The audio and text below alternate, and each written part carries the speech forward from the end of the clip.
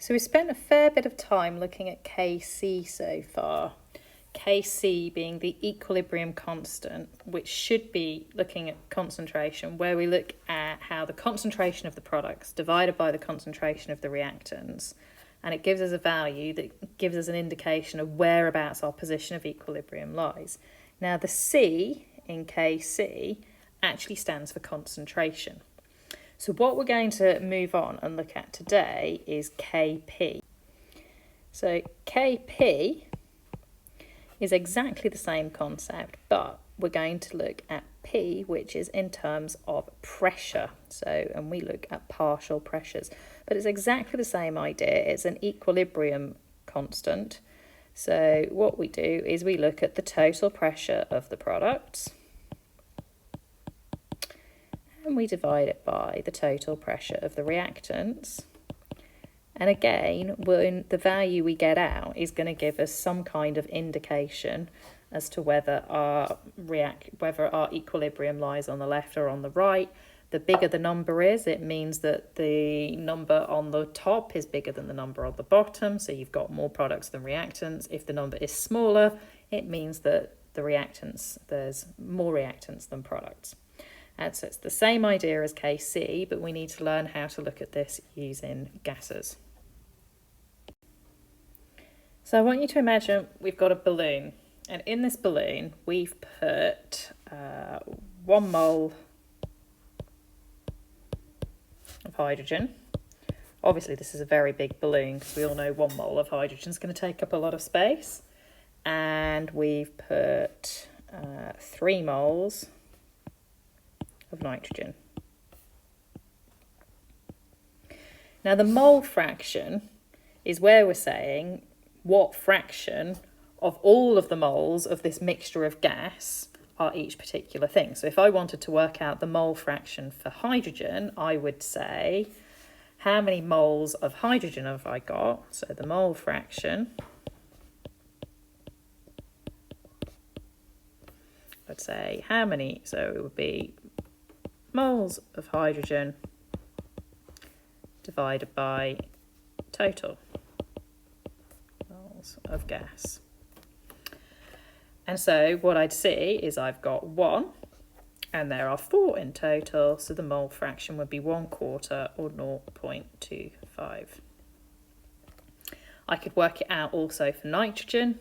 It would be 3 out of 4, so it would be 3/4 or 0.75. So the mole fraction is where you're just saying I've got a mixture of substances, what fraction of the total number of the particles of gas belong to each of the different substances. So if we consider our balloon again, and this time I've kind of tried to draw it so that I can make it see-through, and I've tried to use dots to represent the different particles of gas. So red is going to be our hydrogen molecules and blue is our nitrogen molecules. And you can see I've tried to show that there's more nitrogen in there than hydrogen. But the total pressure that's inside the balloon is actually going to be made up of the pressure of the hydrogen and plus the pressure of the nitrogen. So our total pressure is going to be made up of both of them. So if we know our mole fraction and we know the total pressure of the balloon, then we can work out what the partial pressure of each gas is. So let's just recap. So the total pressure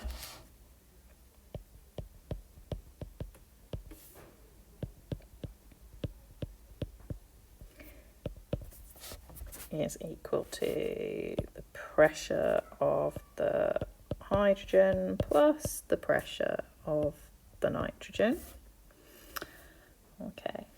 Now, to work out, if we said then that the total pressure of the balloon was, say, a balloon isn't very much more than atmospheric pressure, so let's say the total pressure of the balloon is 104 kPa, so kilopascals, ever so slightly more than 1 atmosphere pressure, ever so slightly more than atmospheric.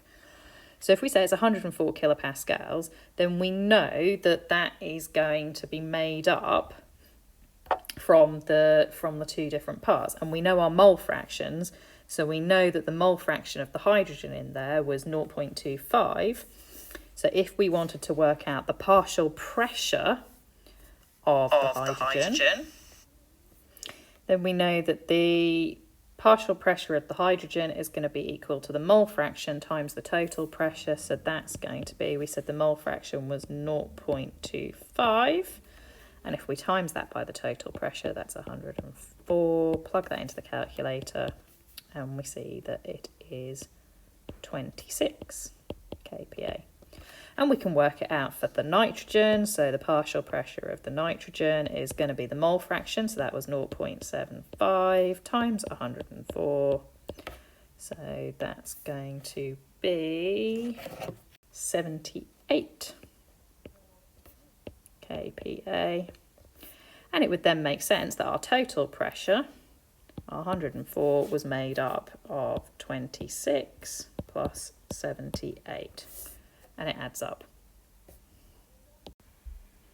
Now we come to actually writing our equilibrium expression for Kp. Now this is really straightforward. It's exactly like writing it for Kc. You just need to remember to use curved brackets rather than concentration square brackets.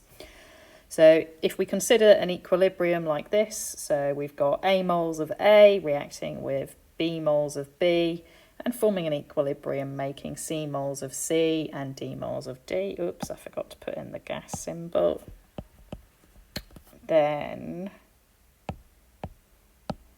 to write Kp, what we would do, our expression for Kp would be, we put our products on the top. So we're going to have, and remember we use curly brackets, because square brackets mean concentration. So we're just going to say we've got C to the C, so C raised to the power of however many moles there were, times D to the D, so how many moles of that there were, times whatever reactant A, divided by whatever reactant A is to the power of how many moles there are in the equation, times whatever B is to however many moles there are in the equation. Now this probably makes more sense if I do it as an actual reaction that you might have seen before. So, oops, move that a little bit to give myself some more space. So if we consider something like the Haber process, where we've got nitrogen reacts with hydrogen gas, so they're both gases, and forms an equilibrium where we make ammonia gas, and we get 2 moles of ammonia and we need 3 moles of hydrogen. Then if I'm going to write an expression for Kp, and you might want to pause and have a go and check that you can do this, but Kp so is going to be the partial pressure, so the pressure of the ammonia raised to the power squared divided by the pressure of the nitrogen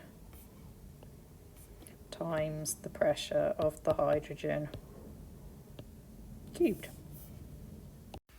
Now, the thing I've forgotten to write in all of my brackets, and it's probably a good job that I've forgotten to write it because it will help to remind you that you need to go back and do this, is that you need to put a little P in front of all of the things. So it would be P, so the pressure of the ammonia, P, the partial pressure of the nitrogen, and the partial pressure of the hydrogen. So you must make sure you put P's in to show inside the brackets that it's the pressure that you're doing. Last thing on this then, we need to consider what the units would be. So it just depends. Now you can show partial pressure for any unit of gas. So if your gas is in atmospheres, if what you're given is in atmospheres, then your partial pressures are in atmospheres. If what you're given is in pascals, then what you give your answers to in pascals, because when you're working out the partial pressures, because you're just using mole fractions, it doesn't matter what units you use.